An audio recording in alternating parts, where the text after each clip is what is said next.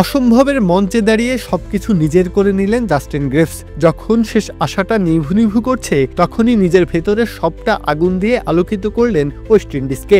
কিমারজকে সাথে নিয়ে সপ্তম উইকেট জুটিতে তুললেন 180 রান। সেই সাথে রেকর্ড বইয়ের পাতা উলটপালট হলো তার 202 রানের হার নামানো এক ইনিংসে। নিউজিল্যান্ড কেবল চেয়ে চেয়ে দেখলো গ্রেভসের এক অন্তিম লড়াই, যার ফলাফলে লেখা থাকে কেবলই জয়ের গান।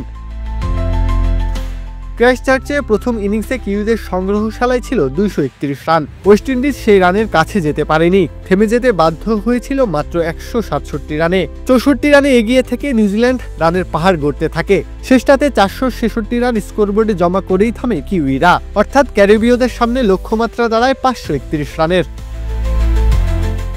হাতে প্রায় 2 দিন। ম্যাট হেনরি, জ্যাকব ড্যাফিদের সামনে টিকে থাকাটা অসম্ভব। জয়ের চিন্তা সে তো কল্পনাতীত। ওয়েস্ট ইন্ডিজের সামনে কেবল একটাই পথ খোলা, চুপচাপ হার মেনে নেওয়া। তবে সবকিছু মনের ভেতর রেখে সাইহোপ একটা শেষ চেষ্টা করলেন বোধহয়। লোকচক্ষুর আড়ালে নিজের ভেতর কিছু করার তাড়না ছিল তার মধ্যে। চোখে অ্যালার্জি, সানগ্লাস পরে নিজের কাজটা করতে থাকলেন আপন মনে।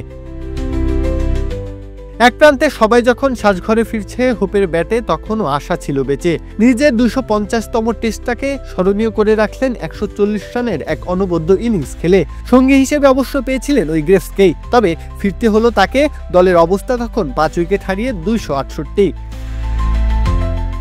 গ্রেভস অসহায় তাকিয়ে দেখলেন আরো এক সহযোদ্ধার ঝরে পড়া। 277 রান, 6 উইকেট। তখন আর কোনো আশা স্বাভাবিকভাবে কোনো মানুষের পক্ষে করা সম্ভব না। তবে নায়করা তো সবই পারেন। কিমারজকে সঙ্গী করে এক অসম্ভবকে ছুঁয়ে দেখার লড়াই চালালেন। 50, শতক, 150 রান সবই এলো, তবু যে কাজটা শেষ হয়নি।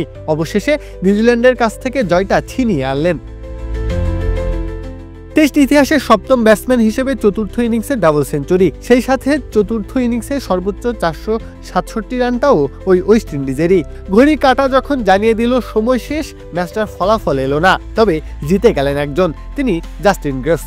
যেন দানবের বেশে এক লহমায় পুরো দৃশ্যটাই বদলে দিলেন। প্রত্যহ কাব্য, খেলা 71।